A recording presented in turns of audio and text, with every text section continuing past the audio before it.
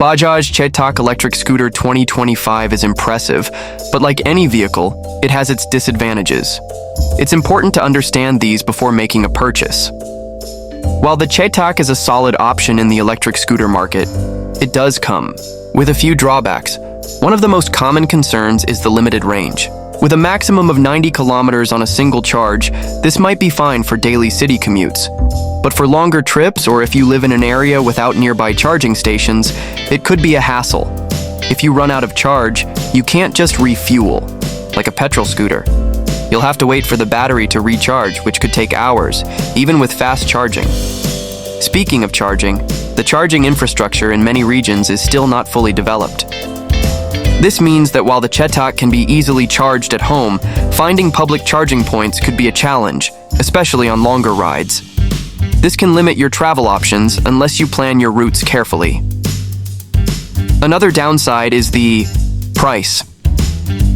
Electric scooters, including the Chetak, tend to be more expensive than traditional petrol scooters.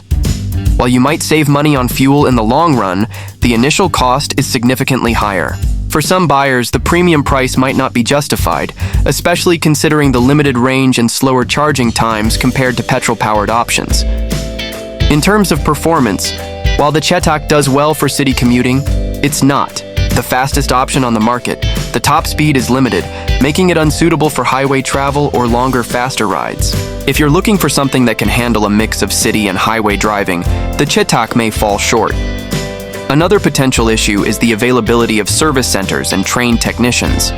Electric scooters have different mechanics compared to traditional scooters, and not all repair shops are equipped to handle them.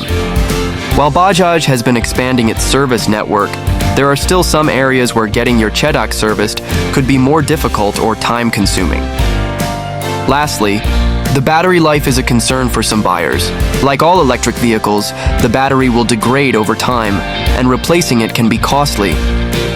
Even though Bajaj offers a warranty, the prospect of reduced battery capacity after a few years can be a drawback for those looking for a long-term vehicle. In summary, while the Bajaj Chetak Electric Scooter 2025 has many advantages, including its eco-friendliness and stylish design, there are some clear disadvantages to consider.